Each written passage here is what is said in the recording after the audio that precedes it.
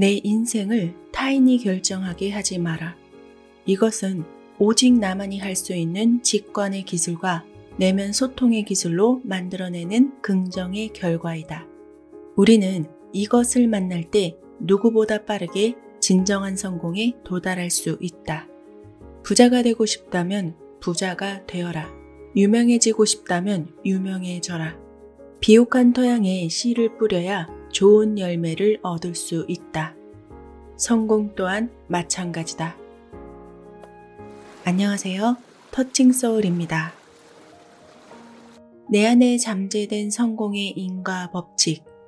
우리에게 이미 예정되어 있다는 부와 행복을 꽉 움켜쥐는 방법. 성공한 사람들은 모두 알고 있다고 하죠. 포춘지 500대 기업들이 믿고 따르는 성공 멘토가 말하는 성공 법칙, 성공의 카르마. 이 책은 감히 이렇게 말하고 있습니다. 당신이 지금까지 알고 있던 성공 법칙은 모두 가짜다. 성공에는 인과 법칙이 따른다. 당신이 뿌린 씨앗은 거대한 숲이 될 것이다. 이번 영상에서는 진정한 부와 행복을 끌어당기는 압도적인 성공 법칙의 핵심을 요약해 보았습니다. 우리 안에 잠재되어 있는 최고의 모습을 끌어내면 성공은 따라오게 되어 있다. 세상의 기준에 나를 맞출 필요가 없다. 최고의 스승은 바로 진정한 잠재력을 발현시키도록 돕는 것이다.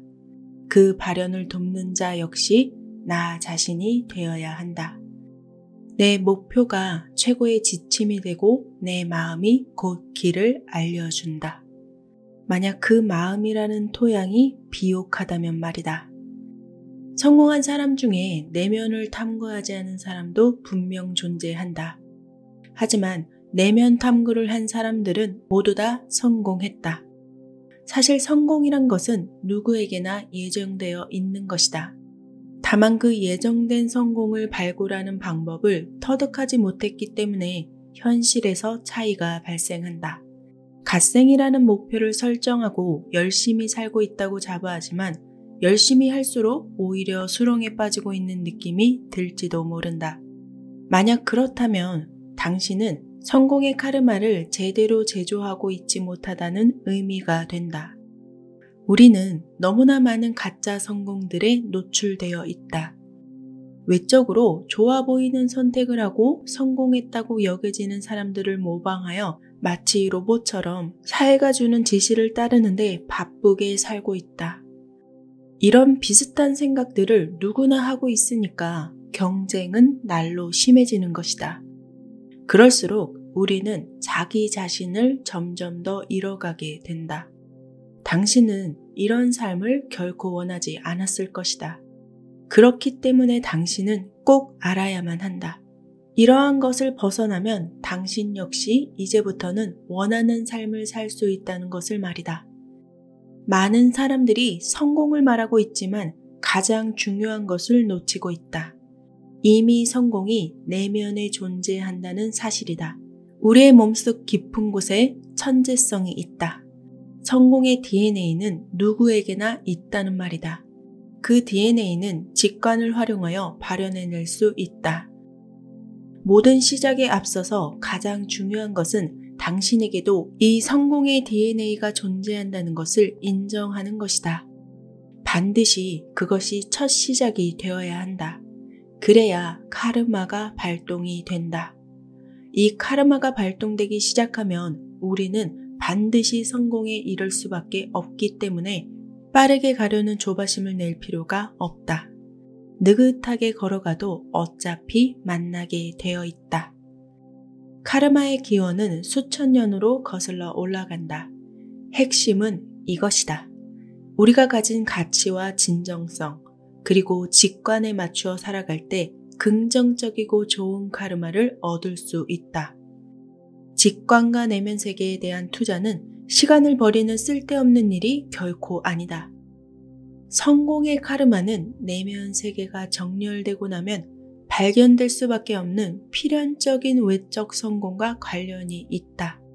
성공의 카르마는 내면의 천재성과 직관이 맞물려서 작동할 때 태어나는 것이다.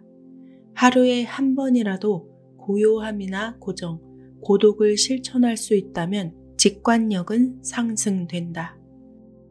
가만히 있는 고정 상태를 견디지 못하는 사람들이 많다. 그냥 집에 멍하니 있을 때 뭘 해야 할지 몰라서 핸드폰만 만지작거린다. 가만히 앉아 있는 것을 못 견뎌 하는 것이다. 움직이지 않는 고정의 상태. 이 상태를 견디지 못하는 것은 삶에 많은 영향을 끼친다. 일을 싫어하지만 일을 떠날 수 없게 되고 오랜 연인이 있지만 두 사람의 미래를 그릴 수 없다.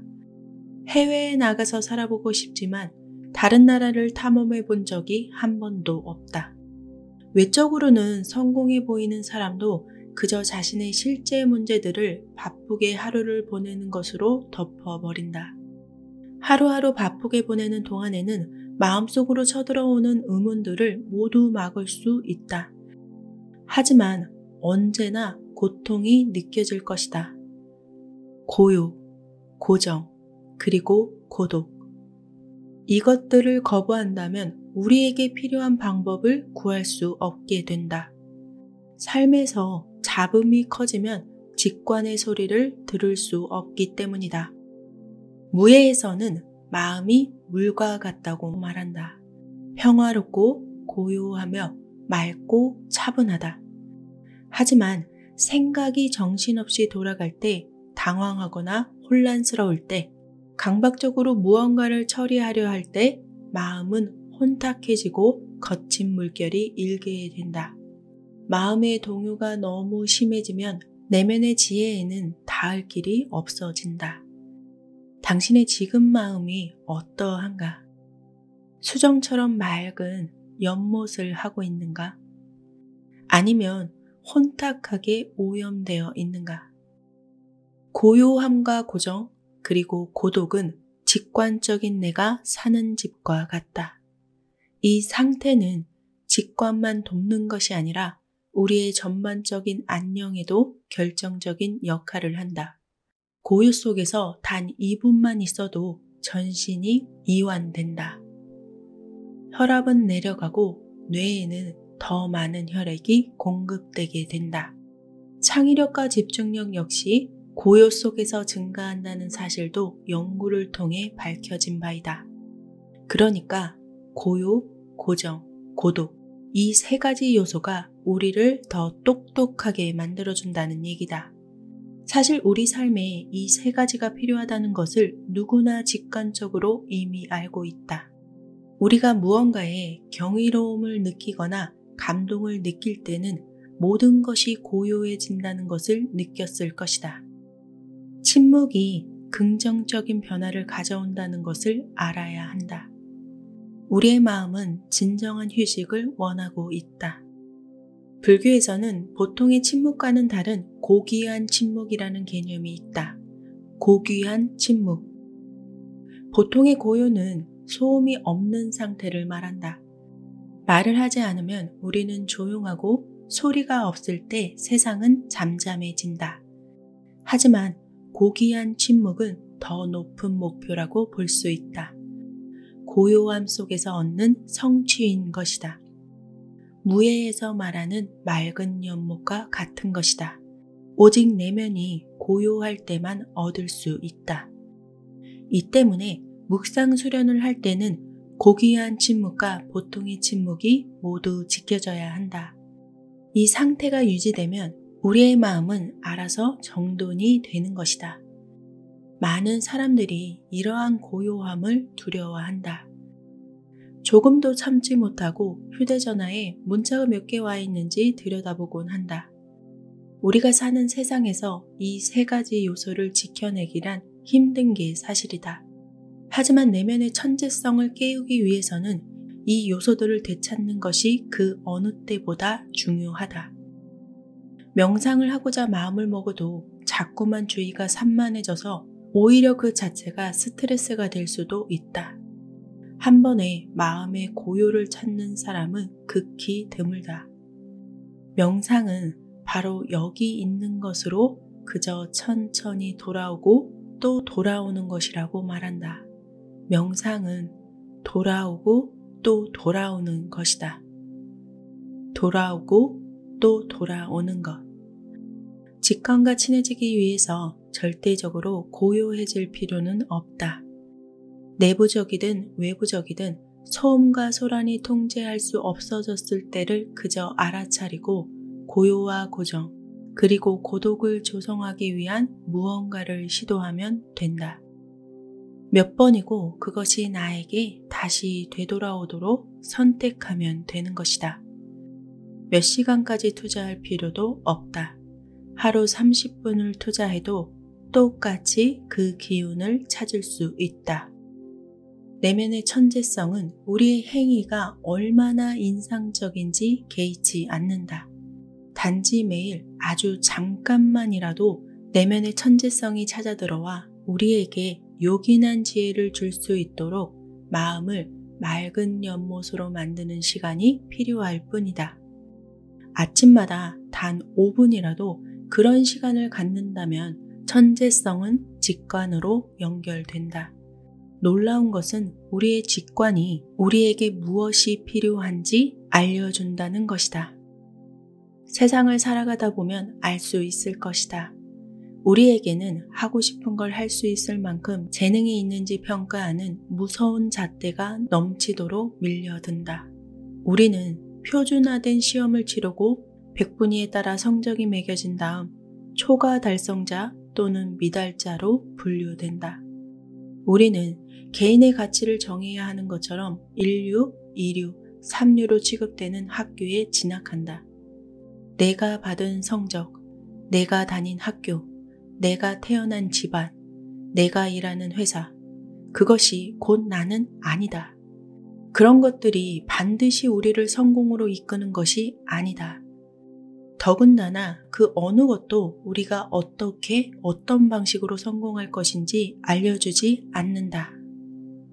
진정한 성공은 오직 내면의 잠재성을 스스로 깨울 때 결정되는 것이다. 사실 고요한 시간을 갖는다는 것이 굉장히 어렵습니다. 자꾸만 딴 생각이 나서 마음을 어지럽히기 때문인데요. 이처럼 쉽지 않기 때문에 대부분의 사람들이 포기하는 것이 생각을 잠재우는 것입니다.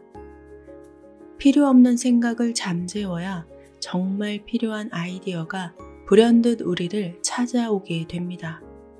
가난을 벗어나서 부자가 된 사람들은 산책을 하면서 사색을 했다는 말을 많이 합니다. 음악도 듣지 않고 그저 멍하니 자연을 걷는 것만으로도 고요는 찾아옵니다. 그러한 고요함을 유지하는 방법을 터득하면 이렇게 물어봅니다.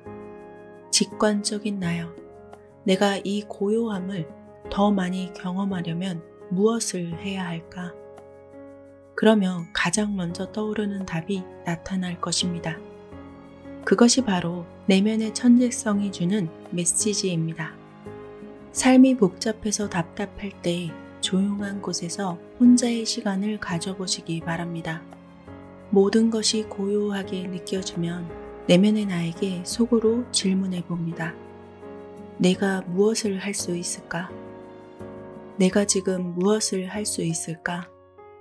그러면 직관이 그 질문에 대하여 답을 전해 줄 것입니다.